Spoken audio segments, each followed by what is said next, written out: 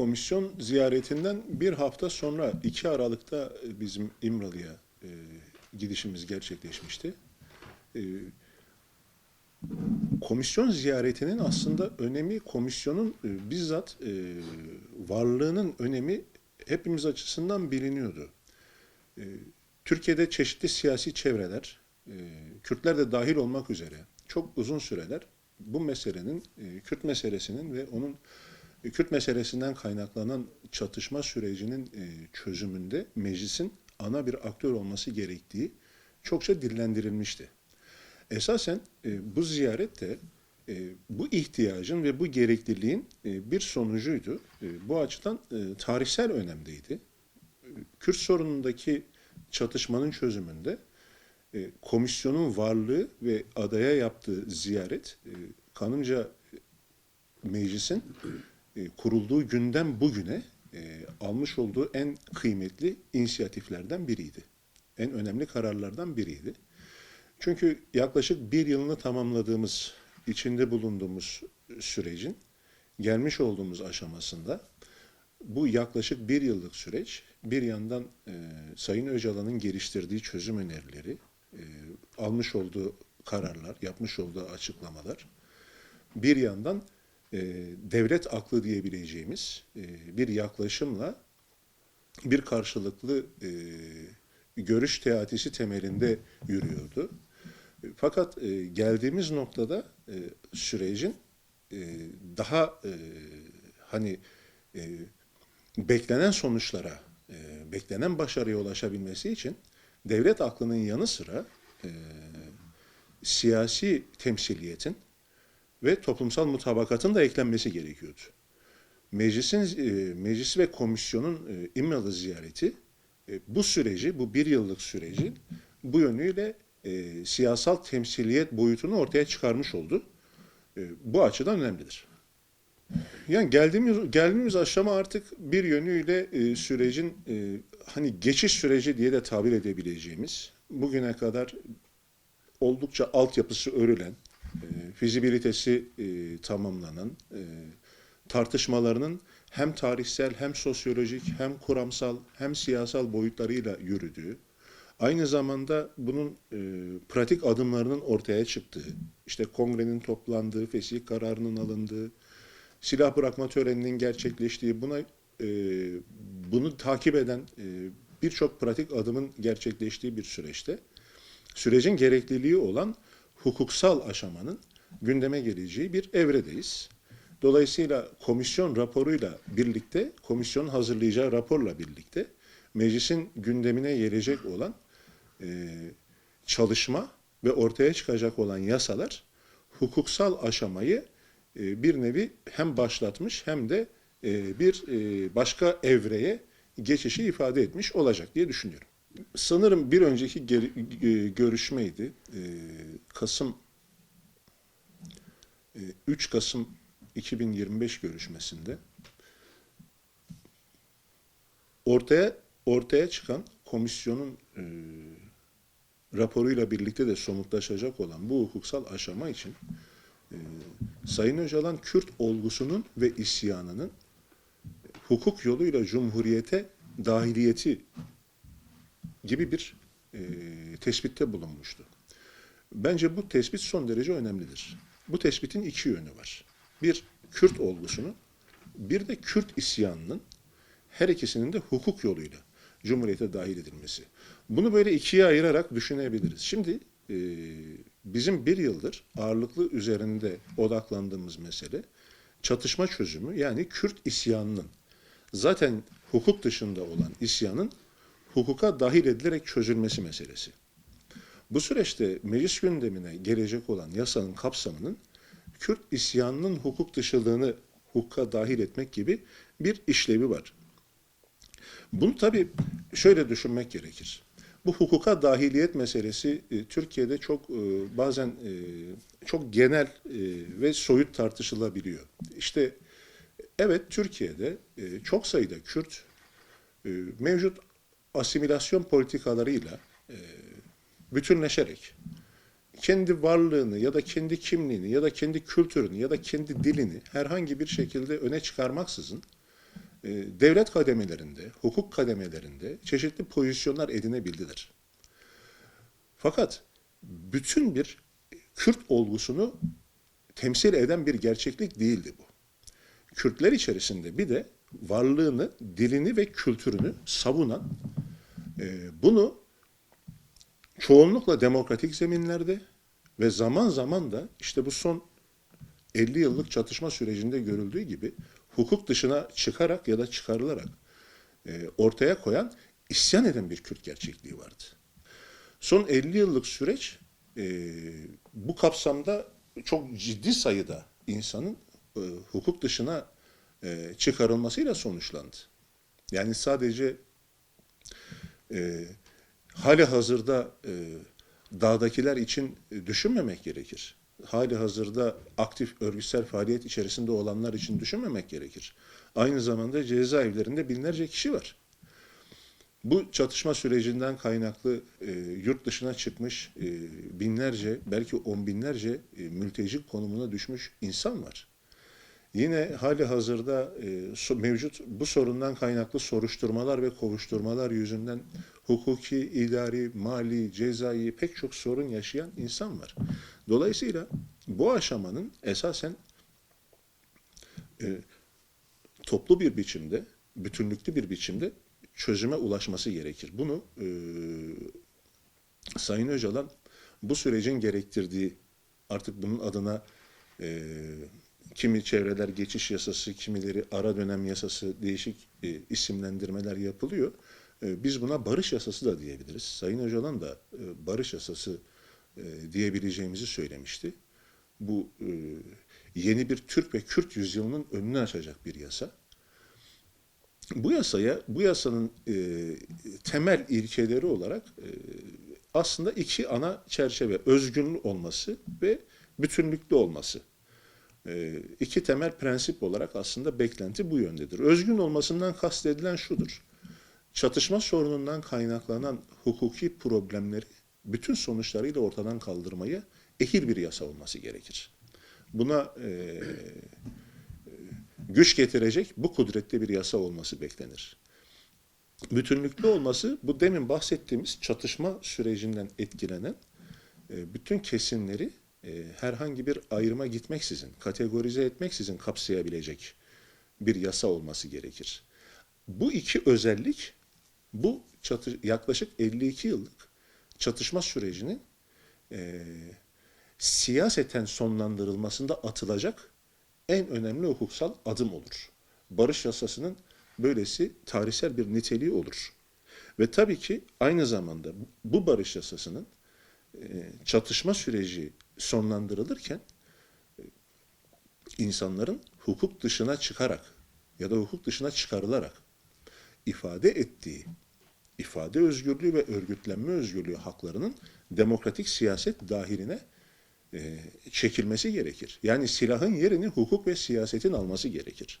Dolayısıyla aynı şekilde bu yasanın bir üçüncü özellik olarak demokratik siyasete katılım hakkını da siyaset yapabilme hakkını da içerebilmesi gerekir. Yani bu yasa tek başına bir bütün olarak Kürt sorununu her boyutuyla çözmeyi hedefleyemez. Bu yasa bir nevi demokratik siyasete ve demokratikleşme sürecine bir geçiş niteliğiyle çatışma çözümünü sonuçlandırmayı hedefler. Meselenin bir yönü budur. Fakat meselenin diğer yönünde bir de sadece Kürt isyanının değil, Kürt olgusunun da hukuksal sürece dahiliyeti, hukuk yoluyla Cumhuriyete dahiliyeti tespiti var Sayın Öcalan'ın. Şimdi Cumhuriyet'in kuruluş döneminde 1920'den 1924'e kadar olan süreçte ülkenin kurucularının söylevlerine, yazmış oldukları metinlere, ülkenin kurucu metinlerine, kuruluş metinlerine baktığınız zaman sürekli olarak bir Türk ve Kürt vurgusunun birlikteliğini görebilirsiniz. Bunu Heyeti Temsiliye ile İstanbul Hükümeti arasında imzalanan Amasya protokollerinde de görebilirsiniz. Bunun mantığını Teşkilat-ı Esasiye Kanunu'nda da görebilirsiniz. Bunu El Cezire Komutanlığı'na Mustafa Kemal'in yazdığı telgrafta da görebilirsiniz. Diğer temsilcilere gönderdiği telgraflarda da görebilirsiniz. Yeni Cumhuriyet'in sınırları Türklerin ve Kürtlerin meskun olduğu bölgelerle çizilmiştir. Bu vurgu çok belirgin bir biçimde yapılır. Şimdi bu yaklaşık 3-4 yıl böyle geçen bu Kürt kelimesi 1925'ten itibaren özellikle 1924 Anayasası ve 1925'teki isyan süreciyle birlikte başka bir anlam kazanmaya başladı. Çok kısa süre öncesinde ülkenin kurucu unsuru olarak tabir edilen Kürtler, ondan sonrasında Kürt kelimesi artık Kürt dediğin zaman yanına isyan kelimesi eklenmeye başladı. Kürtlükle isyan, Kürtlük ve bölücülük, Kürtlük ve Kürtçülük bu şekilde anılmaya başlandı. Başlangıçta neredeyse anayasal seviyede tanımlanan bir unsur, birkaç yıl içerisinde bütün hukuki ve idari metinlerden çıkarılmasının yanı sıra bir de ceza kanununun, ceza hukukunun nesnesi haline geldi. Bunu işte bir şeyleri deşmek için ya da bir sorun odağını öne çıkarmak için anlatmıyoruz. Bunu yaşanan değişimin bugüne etkisini ortaya çıkarmak için söylüyoruz. Dolayısıyla Kürtlük bir tehlikelilik unsuru olarak işaretlendi. Ve o bir kere tehlikelilik unsuru haline geldikten sonra da onun yönetimi, onun yerel yönetimi, onun siyaseti, onun kültürü, onun dili bir bütün olarak bu tehlikelilik unsuru içerisinde norm dışı bir alana çıkarıldı. Buna ilişkin çok sayıda örnek anlatabiliriz. İstiklal mahkemelerinden, umumi müfettişlik uygulamalarına, sıkı yönetim uygulamalarından, seçim süreçlerinin idaresine kadar pek çok örnek anlatabiliriz. Fakat bir norm dışı alana yerleştirildi. Kürtlüğün bu norm dışı alanda kalmasının tek sonucu Kürt kelimesinin böyle tehlikeli bir kavram haline dönüşmesinden ibaret kalmadı. O andan itibaren artık Kürtlük üzerinden bir isyan ve inkar döngüsünün içine düştük. Dikkat edilirse isyan süreçleri de temel olarak 1925'ten sonra başladı. O andan sonra buna karşı reaksiyonlar başladı ve isyan, bastırma. Sistemin bu şekilde kurulmuş olması bir kere en başından Türkiye'de olağan bir hukuk rejiminin hiçbir zaman tam anlamıyla oturmamasına yol açtı. Çok ciddi nüfusa sahip bir topluluğu, bir halkı sürekli norm dışı alanda ve norm dışı bir yönetim sisteminde tuttuğunuzda o coğrafyada ve o halka hitap eden kamu görevlilerinde norm dışı alanda çalışmanın getirdiği norm dışı hareket etme kültürü ortaya çıktı. Aslında bizim bugün çokça tartıştığımız işte norm devleti, norm dışı güçler. Bu sadece devlete de indirgemeyelim. Pek çok siyasi, pek çok kurumsal yapı için de geçerlidir. Bir norma ve hukuka bağlı güçlerle bir de bunun hukuksal olanın dışında hareket etmeyi daha kolay, daha hani ne diyelim yönetilebilir bulan yapıları ifade eder norm dışı güçler. Kürtlerin o pozisyonda tutulması Türkiye'de norm dışı bir alanın ve norm dışı güçlerin her zaman varlığını korumasına ve bunu geliştirmesine yol açtı. Cumhuriyet tarihi bu anlamda baktığınız zaman Cumhuriyet tarihindeki darbeler silsilesi, Cumhuriyet tarihindeki anayasaya karşı anayasa yapma kültürü, Cumhuriyet tarihindeki olağan bir hukuk sisteminin bir türlü oturtulamamasının temel sebeplerinden birisi budur. Bir yönü bu. Bir de diğer yönünde daha en başından itibaren Kürtlerin o pozisyonda tutulmaları ve Kürtlere dönük bu uygulamalar Kürdistan'da, Kürtlerin yaşadığı coğrafyada uygulanırken uygulamaların bir benzeri çok kısa sürelerle ülkenin batısına da bütün Türkiye'ye de yayılmaya başlandı. Yani ben geçen bir örnekte de anlatmıştım. Yani eğer Şark'ta bir İstiklal Mahkemesi kurulduysa isyandan sonra aynı İstiklal Mahkemesi Ankara'da da kuruldu. Ankara'da herhangi bir isyan gerçekleşmemişti. Ankara'ya özel bir İstiklal Mahkemesi'ne ihtiyaç yoktu. Fakat benzer bir İstiklal Mahkemesi Ankara'da da kuruldu. Uzun süre devam eden olağanüstü hal belli süreçlerde Batı'ya da yansıdı. Uzun süre devam eden kayyum uygulamaları belirli süreçlerde Batı'ya da yansıdı. Bu birbirini takip eden süreçlerdir. Bir ülke içerisinde böyle bir bölgenin, böyle bir alanın bulunması bunun çevreye ve ülkeye giderek sirayet etmesine yol açar.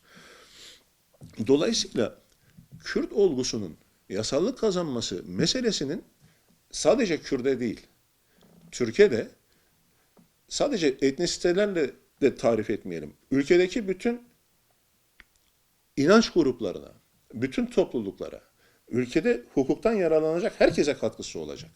Yani bu ekmeğini, suyunu bölüşmek gibi bir şey değildir. Birinin bir parça yemeğini alıp öbürüne vermek gibi bir şey değildir hukuksallık. Hukuksallık herkesi kapsadığı oranda olabildiğince o koruyuculuğunu, o denetleyiciliğini, o muntazamlığını ortaya koyar. Geçtiğimiz konferansta bunu bir örnekle anlatmıştık. Aslında bunu Sayın Öcalan anlattı. Bu mecliste bir annenin, bir barış annesinin kendisini ana diliyle işte Kürtçe ifade etmeye çalıştı. Birkaç kelime söyledikten sonra sözü kesildi ve işte Türkçe konuşmak durumunda kaldı. Ve bunun yapıldığı komisyon tam da bu sürecin çözümü için kurulmuş bir komisyonda bu gerçekleşti. Bu çarpıcı bir örnektir. Çünkü aynı komisyonun başkanı kısa bir süre sonra Kürtçe bir şiir yazdı, hatta meclis hesabından paylaştı, okudu. Yani demek ki Kürtlüğe ya da Kürtçe'ye kategorik bir karşıtlık yok. Burada duygusal ya da ahlaki ya da siyasi zeminde buna karşı bir tutum söz konusu değil. Peki neden o anne orada Kürtçe konuşamadı? Cevabı basit. Kendileri bu cevabı verdiler. Çünkü yasal değil. Aslında bizim e, asıl sorunumuzun kaynağı burası. Kürt olgusu yasal değil. Kürtlük yasal olmadığı müddetçe Kürtlüğün dili, Kürtlüğün kültürü, Kürtlüğün yaşam alanı bunlar da yasal kapsam içerisine alınamıyor. Şu anda henüz bu anlayışın bir bütün olarak kavradığımıza, toplumsal olarak kavradığımızdan emin değilim. Ama bunu giderek anlayabileceğimizi, bunun hepimize kazandıracak bir şey olduğunu fark edebileceğimizi düşünüyorum. Yani yasanın temel ilkelerine ilişkin bahsettiğimiz kısımda şeyi söylemiştik, bütünlüklü olma.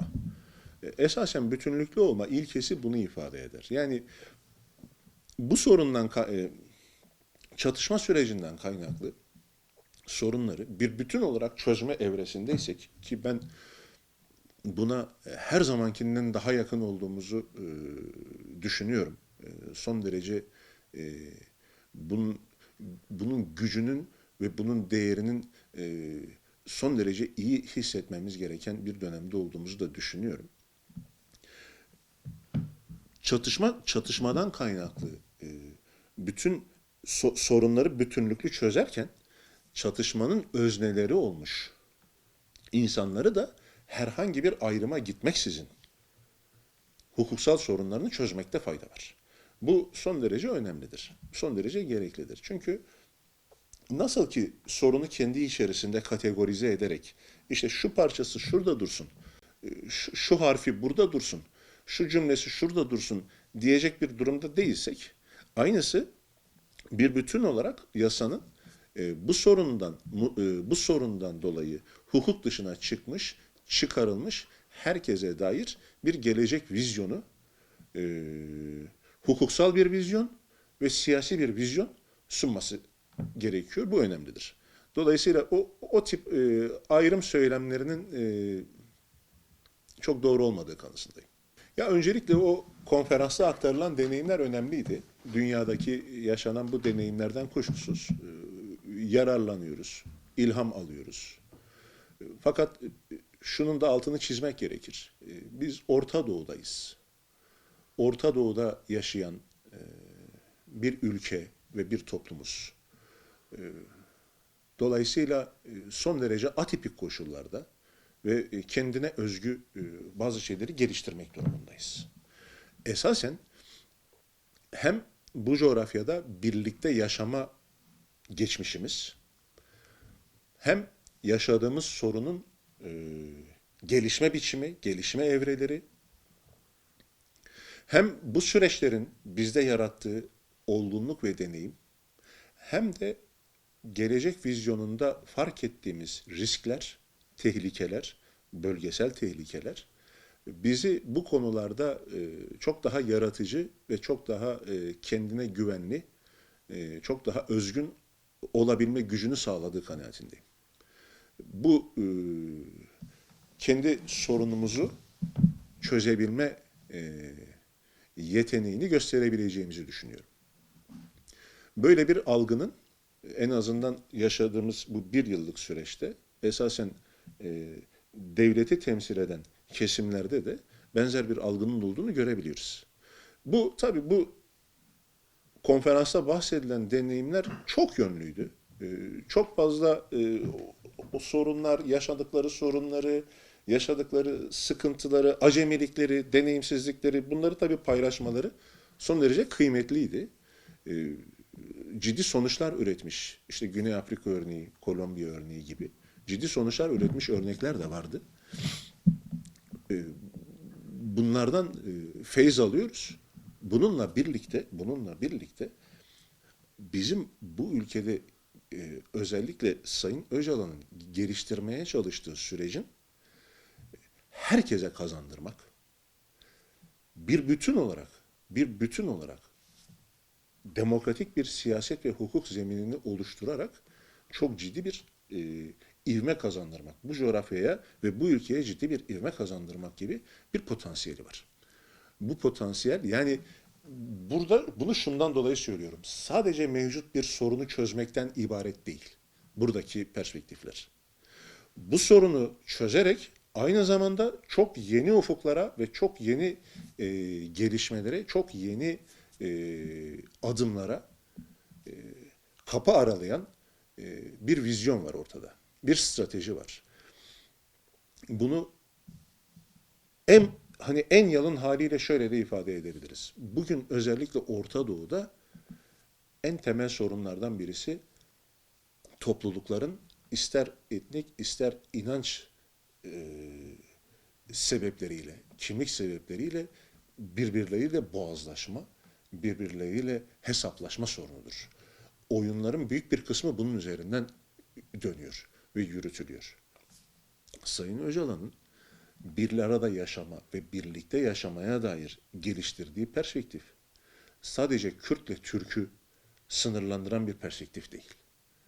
Belki dünya deneyimlerinden eğer başarıya ulaşırsa dünya deneyimlerine en büyük katkısı bu ülkedeki sürecin bu olacak.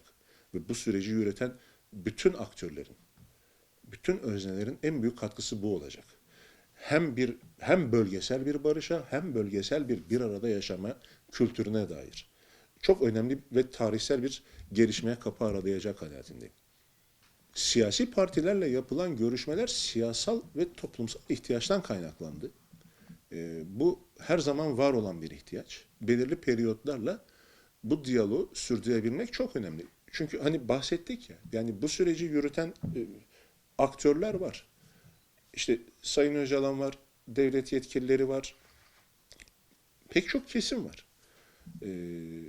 Fakat bununla birlikte özellikle sürecin siyasal temsiliyetini, siyasi diyaloğunu güçlendirmek sürecin olmazsa olmazlarından biri. Aynı zamanda siyasal diyalogla birlikte toplumsal mutabakatı da bu sürece dahil edebilmek yapmamız gereken, başarılması gereken diğer önemli işlerden birisi. Sürecin devamlılığına dair, yürütülme biçimine dair değerlendirmeler, kaygılar, öneriler, eleştiriler bunların tümünü de dinledik, karşılıklı paylaştık. Bu siyasi diyalog zaten böyle bir şeydir. Yani şunu hepimiz kendimize artık yeniden hatırlatmak zorundayız. Siyaset sorunları çözme sanatıdır. Siyaset başka şeylerin gündem yapıldığı popülist söylemlerle geçiştirilecek bir zemin değildir. Ya da tersinden sorunları başka mecralarda, başka yöntemlerle çözmek kültüründen de beslenemeyiz. Bir sorun varsa bu sorunu çözme sanatını geliştirecek olan siyasettir ve en başta da siyasilerdir. Dolayısıyla bu tartışmanın karşılıklı olarak ben geliştirici olduğunu düşünüyorum. Siyasi görüş alışverişi her zaman mutabakat yönünde güçlendirici ve geliştirici. Karşılıklı yanlışları, karşılıklı eksikleri de görüp gidermeyi sağlayan bir fırsat sunar. Dolayısıyla biz ahlaken de bu yöntemin en belirleyici bir yöntem olduğunu ve bu dönemin dili olduğunu, bu dönemin dili ve eylemi olduğunu farkında olarak hareket etmeye çalışıyoruz. Bu siyasal diyalog sürecinin bir toplumsal diyalog sürecine doğru, bir toplumsal mutabakat sürecine doğru evrilmesi hepimizin ortak çabası olmalıdır.